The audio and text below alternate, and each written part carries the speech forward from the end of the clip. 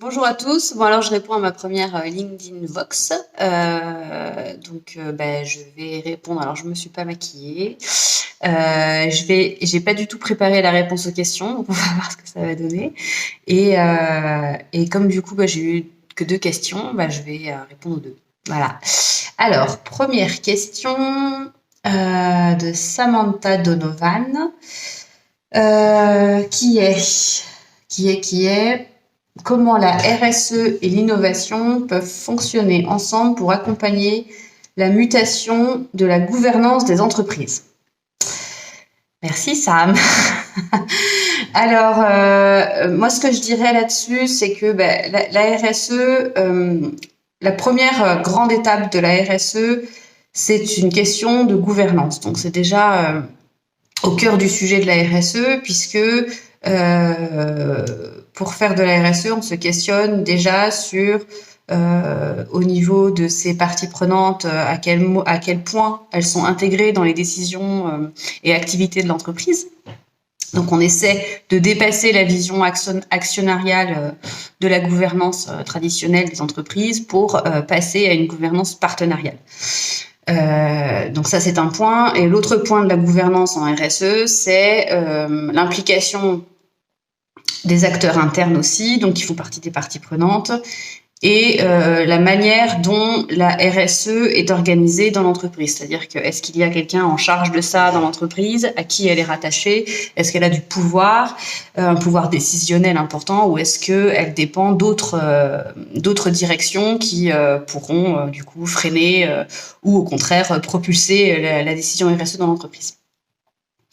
Donc à ce niveau-là, la RSE a un impact sur la gouvernance de l'entreprise, donc la mutation des gouvernances de l'entreprise, puisqu'elle passe d'une vision purement actionnariale où on décide pour permettre aux actionnaires de tirer du bénéfice, tandis qu'avec la RSE, on intègre les parties prenantes internes et externes, donc les parties prenantes internes, les salariés, et toutes les directions et tous les directeurs de l'entreprise, mais aussi les représentants du personnel. Et en externe, ça va concerner ses clients, évidemment, ses fournisseurs, ses partenaires business, quelquefois ses alliances dans sa chaîne des valeurs. Donc, si l'entreprise fait appel pour délivrer sa valeur à d'autres entreprises, à ses actionnaires aussi, et aux organismes publics qui ont un pouvoir sur elle, ou aux organismes législateurs.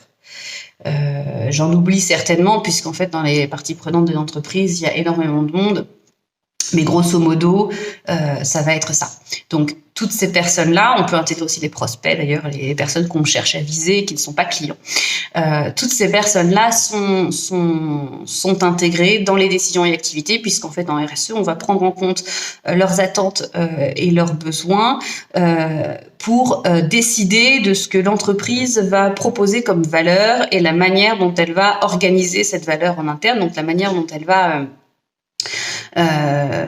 permettre à la livraison de cette valeur au client final. Donc c'est aussi son organisation, sa gestion interne des compétences, les outils qu'elle va utiliser, la manière dont elle va traiter avec ses fournisseurs, etc.